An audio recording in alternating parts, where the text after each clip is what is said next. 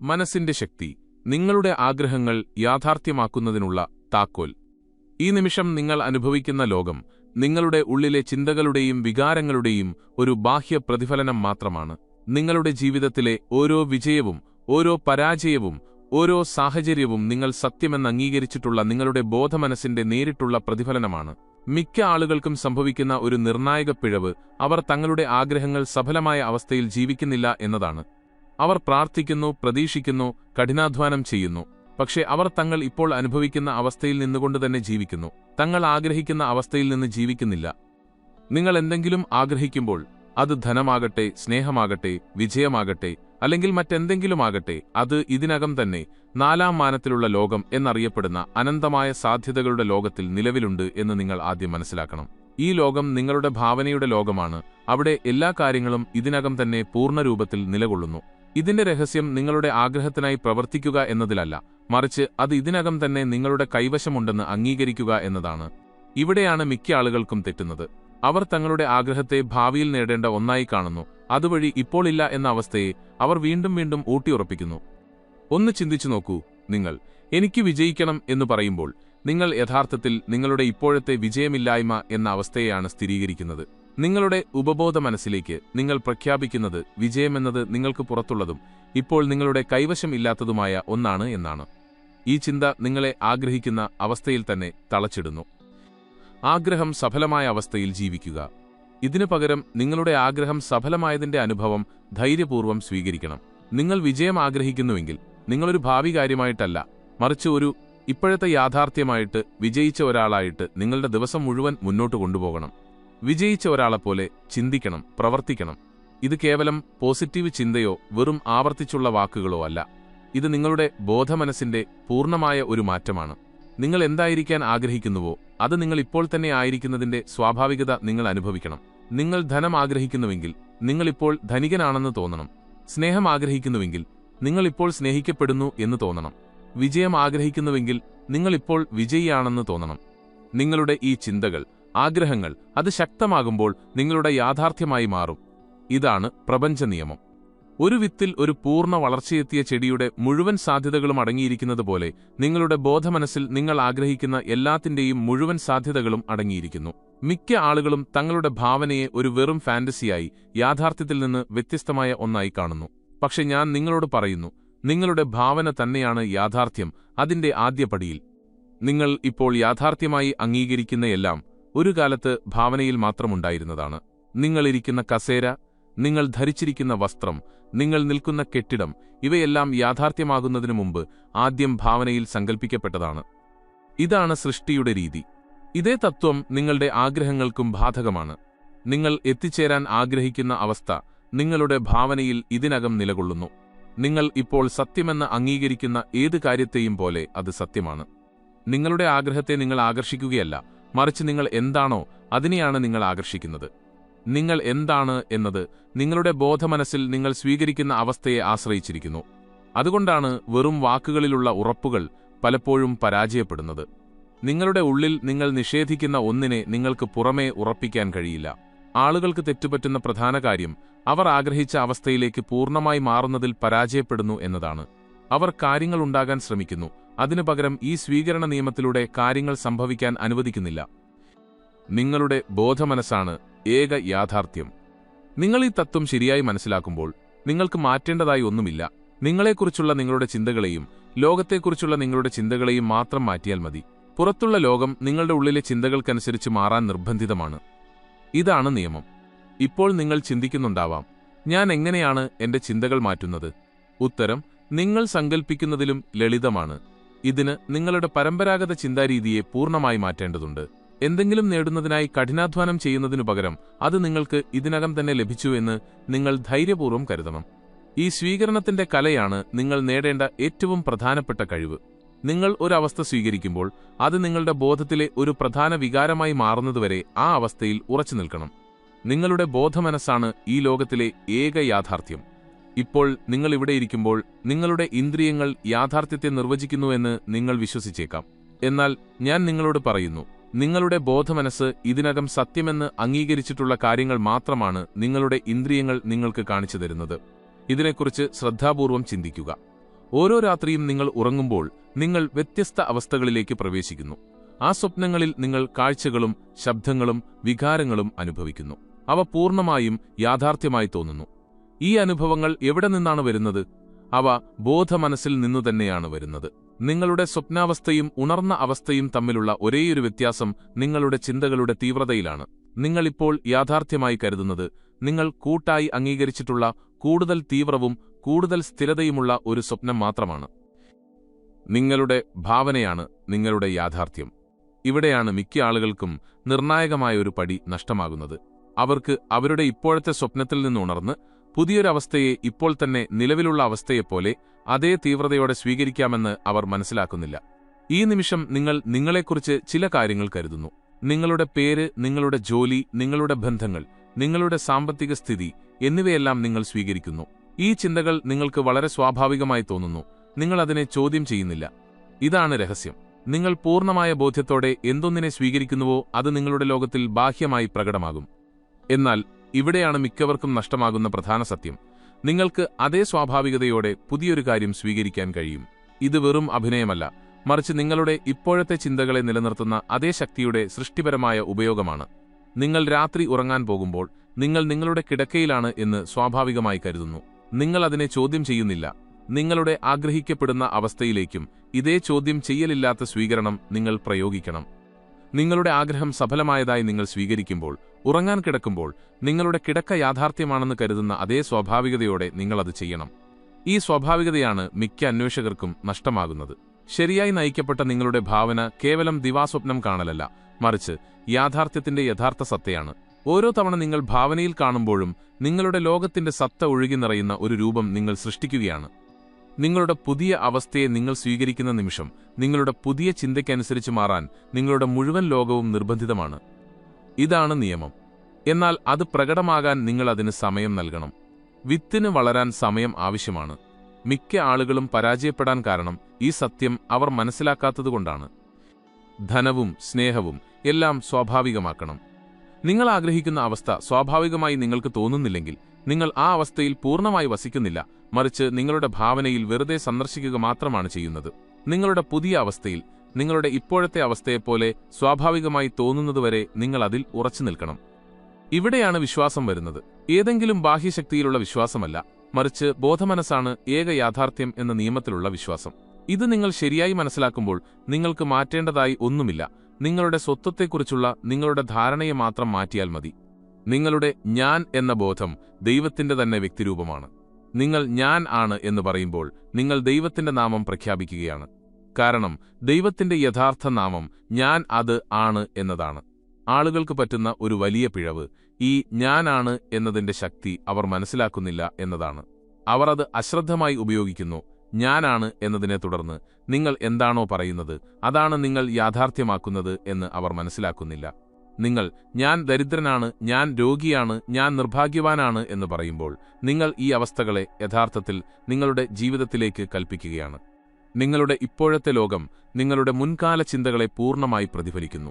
നിങ്ങളുടെ ജീവിതത്തിലെ ഓരോ വിശദാംശവും, ഓരോ ബന്ധവും, ഓരോ സാഹചര്യവും നിങ്ങളുടെ ബോധമനസ്സിൽ നിങ്ങൾ നട്ട വിത്തുകളുടെ പൂക്കളാണ്.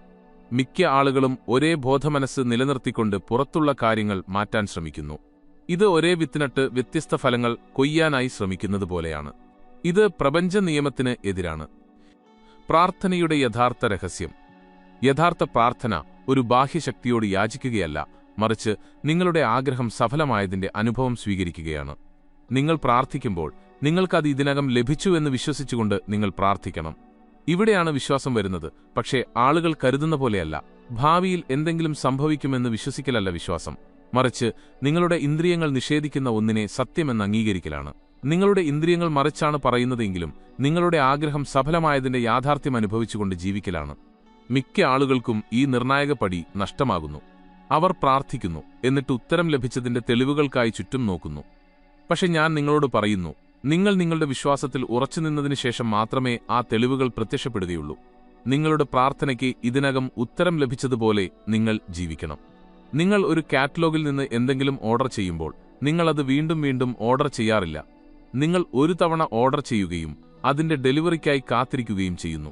നിങ്ങളുടെ ആഗ്രഹങ്ങളും ഇതുപോലെയാണ്.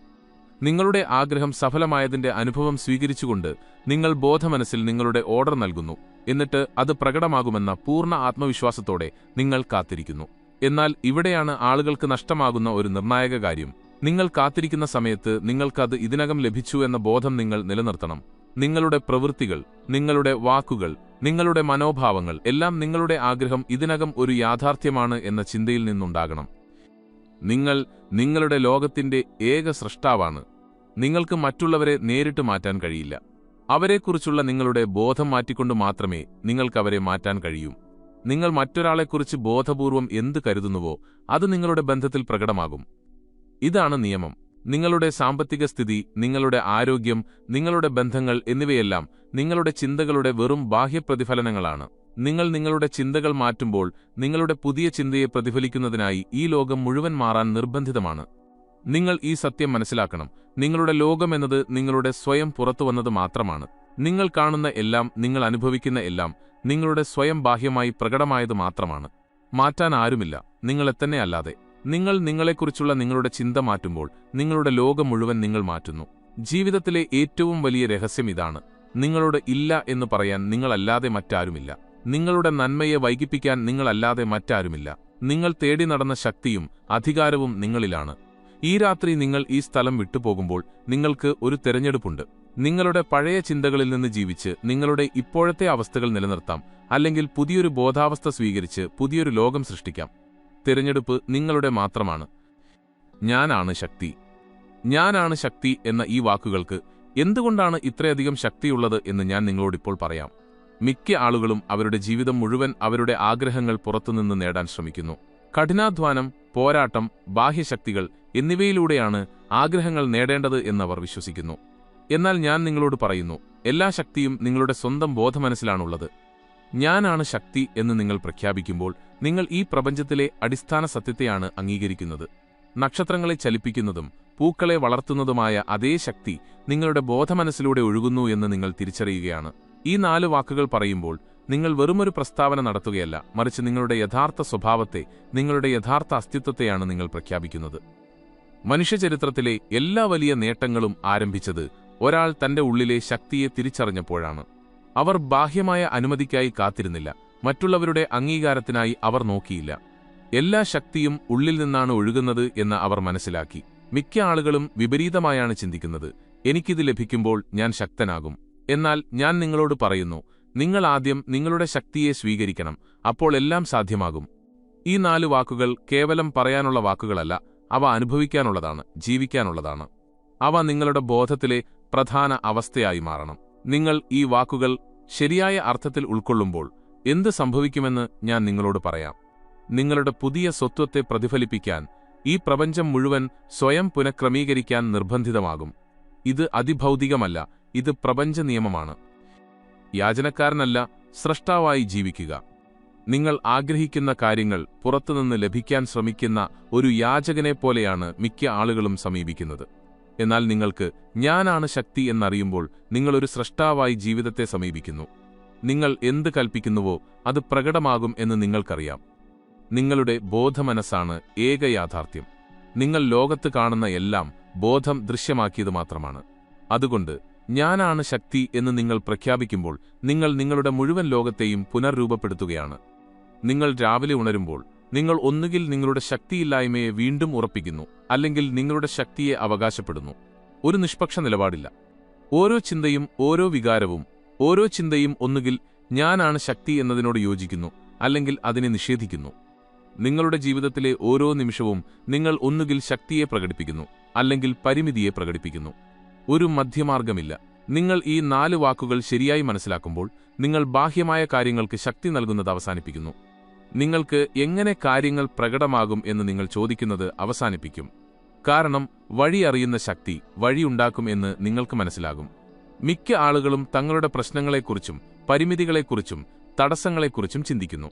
എന്നാൽ ഞാൻ നിങ്ങളോട് പറയുന്നു, ഞാനാണ് ശക്തി എന്ന് മറന്നുപോയ ഒരു ബോധം സൃഷ്ടിച്ച നിഴലുകൾ മാത്രമാണ് അവ. നിങ്ങളുടെ ഇപ്പോഴത്തെ അവസ്ഥ മാത്രമാണ് പ്രധാനം.